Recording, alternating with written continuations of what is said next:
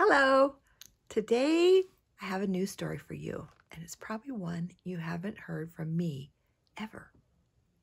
I don't know if I've ever read this to any of you kids. I have to my own kids, but not to the grandkids.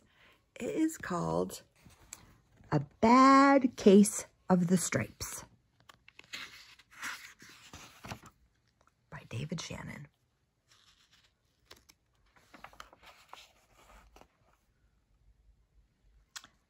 Camilla Cream loved lima beans, but she never ate them.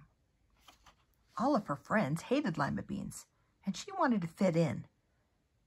Camilla was always worried about what other people thought of her. Today she was fretting even more than usual.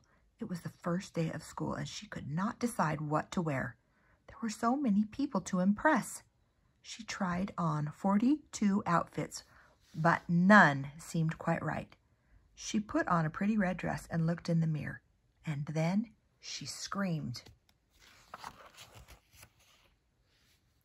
Her mother ran into the room, and she screamed too. "Oh my heavens," she cried, "you're completely covered with stripes." This was certainly true.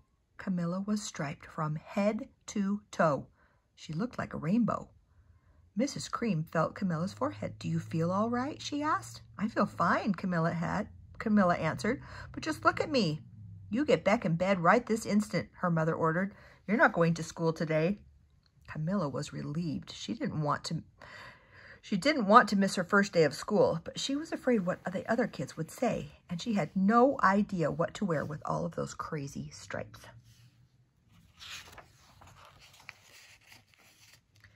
That afternoon, Dr. Bumble came to examine Camilla. "Most extraordinary," he exclaimed. "I've never seen anything like it. Are you having any coughing, sneezing, runny nose, aches, pains, chills, hot flashes, dizziness, drowsiness, shortness of breath, or uncontrollable twitching?" "No," Camilla told him. "I feel fine." "Well then," Dr. Bumble said, turning to Mrs. Cream, "I don't see any reason why she couldn't go to school tomorrow. Here's some ointment that should clear up those stripes in a few days, and if it doesn't, you know where to reach me." And off he went.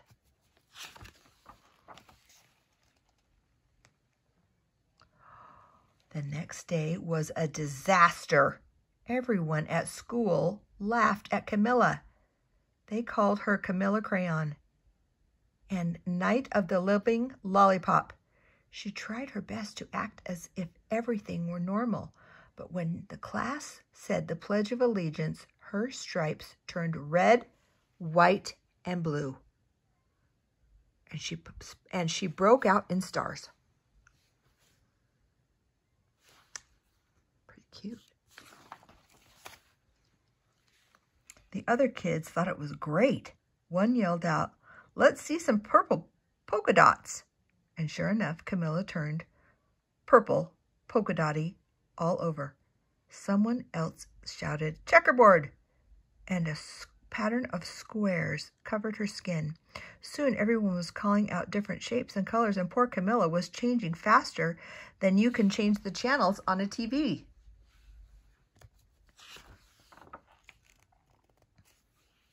That night, Mr. Harms, the school principal, called. "I'm sorry, Mrs. Cream," she said. "I'm going to have to ask you to keep Camilla home from school. She is too much of a distraction, and I've been getting phone calls from the other parents. They're afraid those stripes might be contagious." Camilla was so embarrassed. She couldn't believe that 2 days ago everyone liked her. Now nobody wanted to be in the same room with her. Her father tried to help her feel better. "Is there anything I can get you, sweetheart?" he asked. "No, thank you," sighed Camilla. What she really wanted was a nice plate of lima beans. But she had been laughed at enough for the day.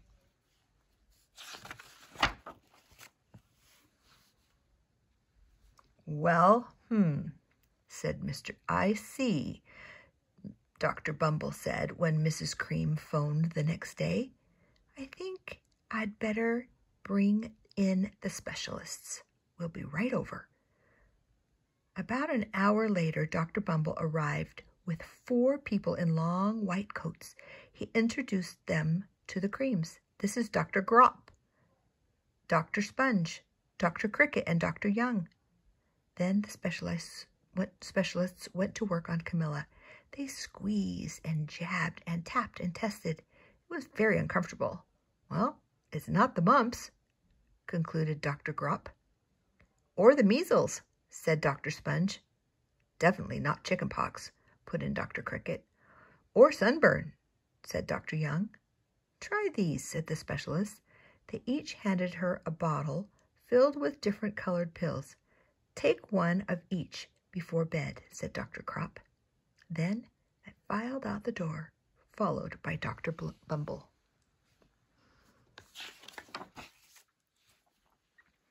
That night, Camilla took her medicine. It was awful. When she woke up the next morning, she didn't feel different, but when she got dressed, her clothes didn't fit right.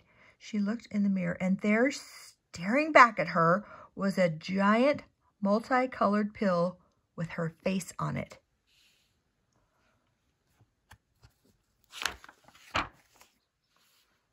Dr. Bumble rushed over as soon as Mrs. Cream called.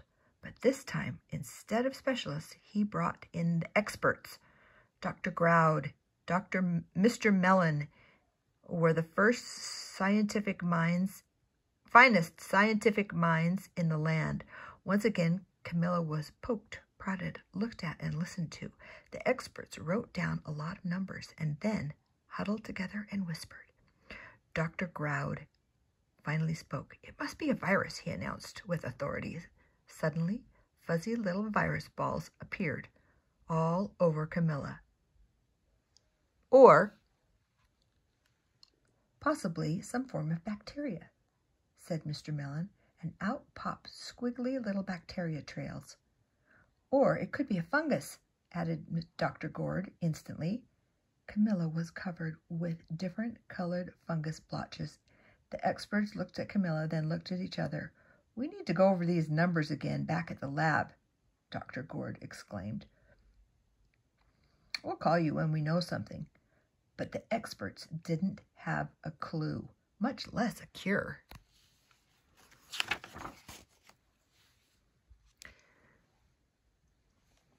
By now, the TV news found out about Camilla. Reporters from every channel were outside her house telling the story, the bizarre case of the incredible changing kid.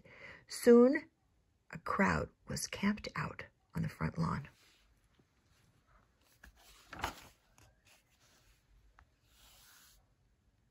Oh my goodness.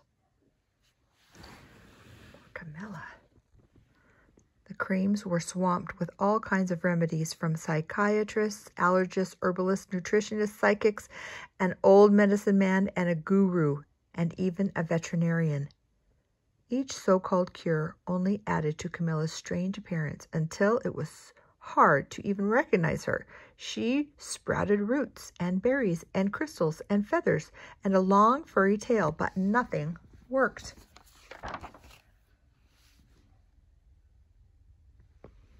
One day, a woman who called herself an environmental therapist claimed that she could cure Camilla. Close your eyes, she said, breathe deeply, and become one with your room. I wish you hadn't said that, Camilla groaned. Suddenly, she started to melt into the walls of her room. Her bed became her mouth. Her nose was a dresser. Her 2 paintings were her eyes. The therapist screamed and ran from the house.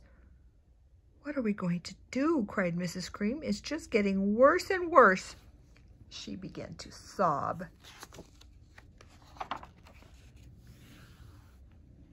At that moment, Mrs. Cream heard a quiet little knock at the door. Mr. Cream heard a quiet little knock at the door. He opened it, and there stood an old woman who was as plump and as sweet as a strawberry.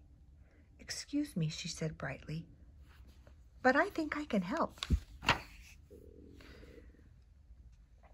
She went into Camilla's room and looked around. My goodness, she said with a shake of her head. What we have here is a bad case of the stripes. One of the worst I've ever seen. She pulled a container of small green beans from her bag. Here, These might do the trick." "Are those magic beans?" asked Mrs. Cream. "Oh, no," replied the woman. "There's no such thing. These are just plain old lima beans." "I bet you'd like some, wouldn't you?" she asked Camilla. Camilla wanted a big, heaping helpful of lima beans more than anything, but she was afraid to admit it. "Yuck," she said. "No one likes lima beans, especially me." "Oh, dear," the woman said sadly. "I guess I was wrong about you." She put the beans back in her bag and started toward the door. Camilla watched the old woman walk away. Those beans would have tasted so good, and being laughed at for eating them was nothing compared to what she has already been through. She finally couldn't stand it. "Wait!" she cried. "The truth is, I really love lima beans." "I thought so," said the old woman with a smile. She took a handful of beans and popped them into Camilla's mouth. Said Camilla. Suddenly, the branches, feathers, and squiggly tails began to disappear. Then the whole room swirled around. When it stopped, there stood Camilla, and everything was back to normal. "I'm cured," she shouted. "Yes," said the old woman. I knew the real you was in there somewhere." She patted Camilla on the head. And then she went outside and vanished into the crowd. Afterward, Camilla wasn't quite the same. Some of the kids at school said she was weird, but she didn't care a bit. She ate all the lima beans she wanted, and she never had a touch of the stripes again.